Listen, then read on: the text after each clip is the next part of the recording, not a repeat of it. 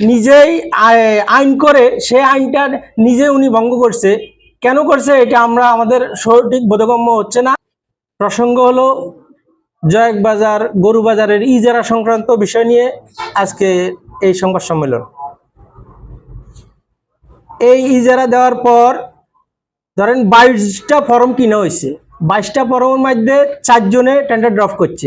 Tender ড্রপের মধ্যে 3 জন সঠিকভাবে tender drop করছে, একজন সঠিক হয়নি, কিন্তু ওনাকে ইজারা দিয়েছে ইউনো মহোদয়। কিন্তু 7 নম্বরে একটা অনুচ্ছেদ আছে, 7 নম্বর অনুচ্ছেদে স্পষ্টভাবে লেখা আছে দরপত্রদাতাকে উল্লিখিত দরের সম্পূর্ণ অর্থ ও 20% জামানত যে কোনো তফসিলি ব্যাংক হিসেবে ড্রাফট শিডিউল পেআউট এর মাধ্যমে নির্বাহী অফিসারের সোনামণি নোয়াখালী অনুকূলে জমা দিতে হবে, অন্যথায় দরপত্র সরাসরি বাতিল বলে গণ্য হবে। স্পষ্ট আকারে 7 নম্বর অনুচ্ছেদে এই বিষয়টা লেখা আছে। আমরা মোট 4 জন ড্রপ করেছি এই দরপত্র অনুযায়ী।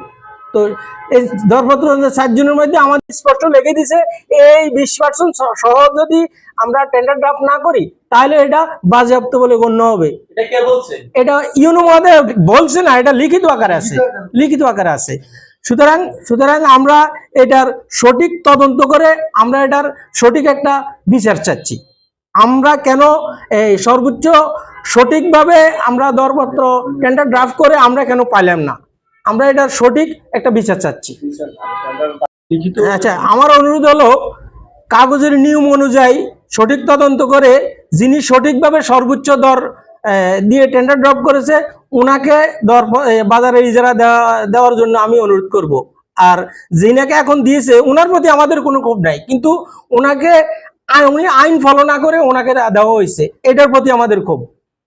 তাই আমি অনুরোধ করব আইনকে ফলো করে আমাদেরকে বাজারের ইজারাটা দেওয়ার জন্য। নিজেই আইন করে সেই আইনটা নিজে উনি ভঙ্গ করছে। কেন করছে এটা আমরা আমাদের সঠিক বোধগম্য হচ্ছে না।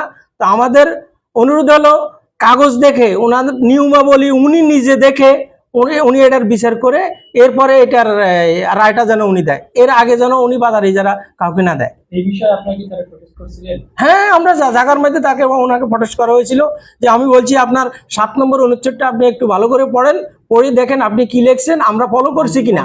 যদি আমরা ফলো না করে থাকি তাহলে আমারটা বাদ দিয়ে দেন, যদি ফলো করে থাকি তাহলে আমাদের দরপত্রটা গ্রহণযোগ্য হিসেবে আপনি বিবেচিত করেন।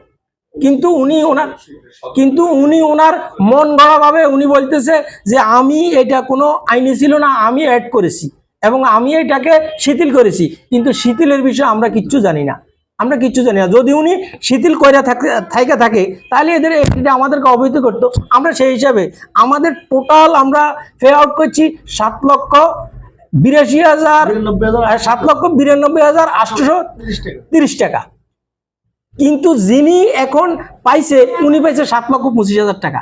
তাইলে যদি সর্বোচ্চ দরদাতাকে উনি দিয়ে থাকে তাহলে আমার যে পে আউট আমি করছি 7,92,830 টাকা, তাহলে ওই হিসেবে তো আমি পাই, ওনার নিয়ম অনুযায়ী ওটা তো আমি পাই।